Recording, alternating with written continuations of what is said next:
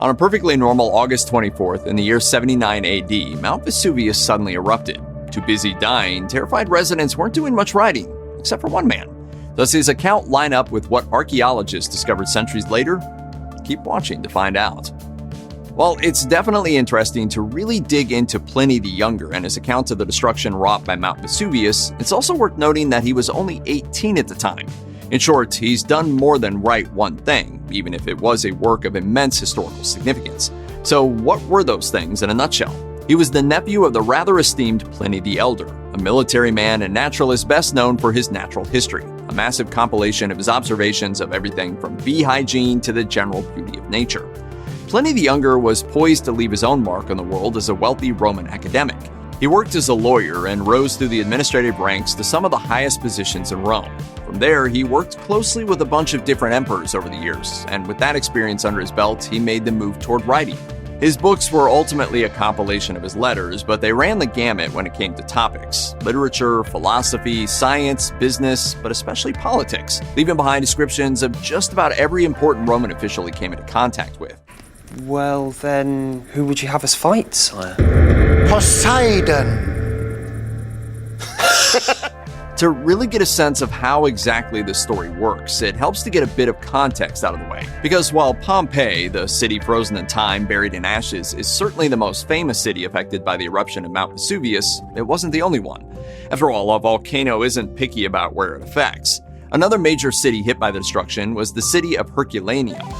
Reportedly a rather decadent city filled with art and brothels, Herculaneum was initially spared by the destruction by a fortuitous gust of wind, only for toxic gases and ashes to later cover the city. The people tried to seek shelter in covered vaults, though it's possible that only made their deaths worse. Rather than extreme heat, they were probably killed slowly by asphyxiation. Then there are the cities that Pliny the Younger actually made mention of in his own account. Stabia was a small, quiet port town that was blanketed in toxic gas. It would also be the last place Pliny's uncle would see. And Pliny himself might have survived the eruption by riding it out near the city of Misenum, which, granted, did see its own fair share of terror. In the wake of a volcanic eruption, you probably think the most natural reaction would be some sort of panic, right? After all, you're faced with the very real possibility of death. That seems like the sort of time where you would freak out just a little before maybe coming to terms with what's happening. Point being, you probably wouldn't act like it's a normal day, unless you're Pliny the Younger and his family. According to Pliny's account, he and his mother Plinia were staying with his uncle Pliny the Elder at the time of the eruption of Mount Vesuvius. The whole affair sounds really casual at the start. Pliny explains that his uncle had been going about his day perfectly normally, taking some time to lie out in the sun and then catching up on some reading. He didn't even take notice of the eruption immediately. It was Pliny's mother who pointed out the cloud of ash rising from Mount Vesuvius out in the distance.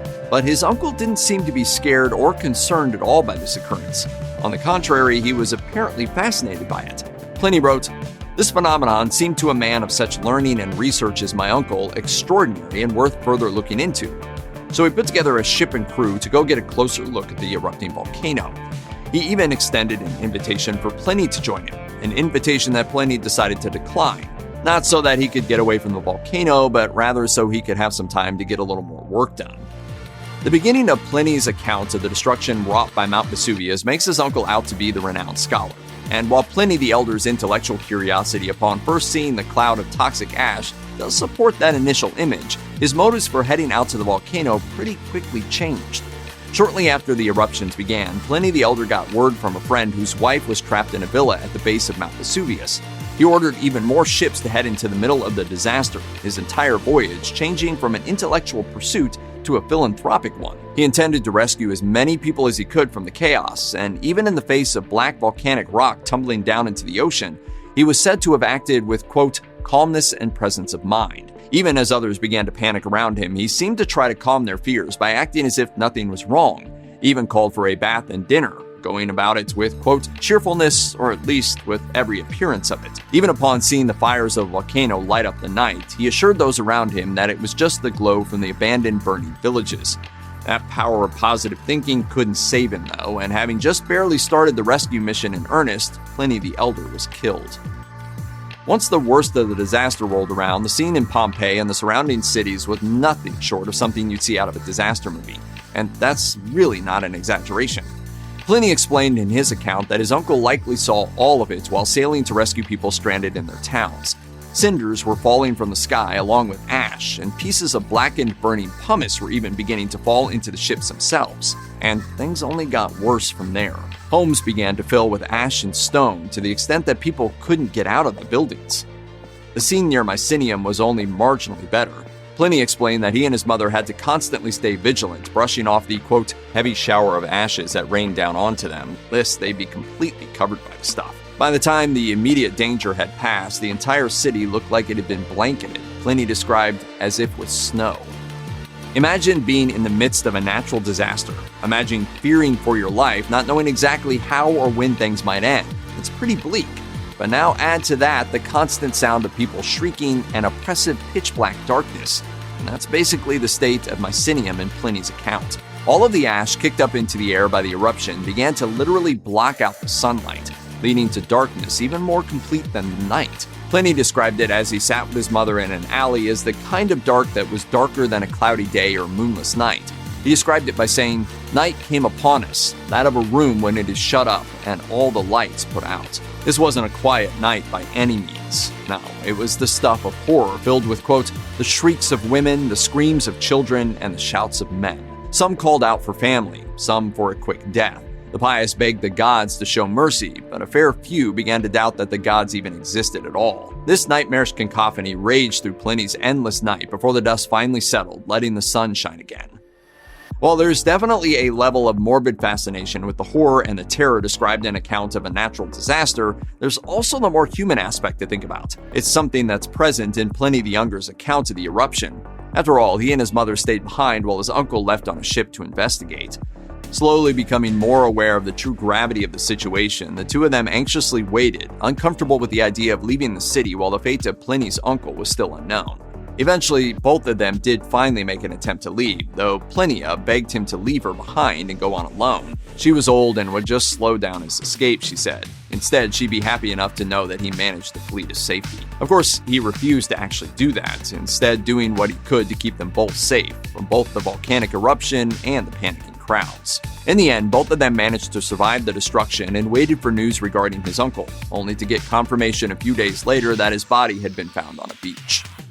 Pliny the Younger managed to avoid the very worst effects of the eruption of Mount Vesuvius, and in doing so, he's the only person known to have left behind a record of the chaos wrought. But at the same time, it means that he didn't quite know the worst of what happened. In that case, just what fate did he narrowly avoid? As it turns out, a pretty horrific one, and one that involved a lot of heat. The ash from the eruption preserved the position that people died in, basically making a mold that could be filled with plaster. Some victims received this exact treatment, showing exactly what they looked like in the moment of their death. Hands and feet clenched in pain, bodies appearing to be in the midst of writhing. Oh my gosh, look at these two individuals. You can actually see that they're in the throes of death. Which is in line with their exact cause of death, thermal shock. Or, in plain terms, a sudden increase in temperature that caused their internal organs to completely shut down. But that's not all.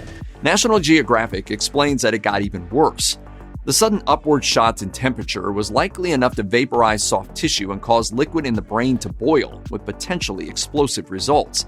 And if that wasn't enough, researchers found shards of what appeared to be glass left in the skull. Glass that was actually made of brain matter. The heat might have liquefied brains, which quickly cooled to create a pseudo-glass-like substance. Pliny was definitely lucky to have gotten out alive. Pliny's account of Pompeii's destruction isn't quite as mythical as some ancient tales, but it's still cool to see when and how those archaeological finds do line up with the written records. One of those points of interest has to do with his uncle. Pliny reported that his uncle left his home sailing directly into the heart of the disaster, where he was shortly killed by the toxic fumes spewed out by the volcano. But given that, it must mean that his remains were left somewhere, right?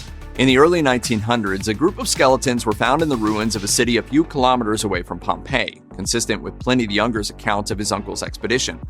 One was decked out in fancy jewelry, and speculation arose that it might be the remains of Pliny the Elder. However, analysis of the jawbone of the recovered skull seemed to point in a very different direction.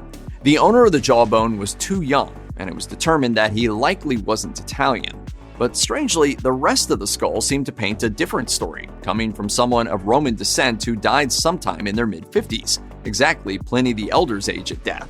So where does this leave the theories? It's possible that the two fragments came from different people, Pliny and a man who was either a slave or a sailor, and it's even been argued that Pliny asked his slave to kill him. The pain of being caught in the volcano's fallout might have become too much to bear, but there is a but. Recent deep dives into the writings of Pliny the Younger have found hints that his uncle suffered from what the modern medical world recognizes as signs of respiratory or asthmatic condition. There's a theory that suggests Pliny actually had a massive cardiac episode brought on by his own ill health and the circumstances around him. Regardless of how he really died, we do know this. It was dark, it was terrifying, and it was a horrible time and place to spend your last moments. Check out one of our newest videos right here. Plus, even more Grunge videos about strange historical stories are coming soon. Subscribe to our YouTube channel and hit the bell so you don't miss a single one.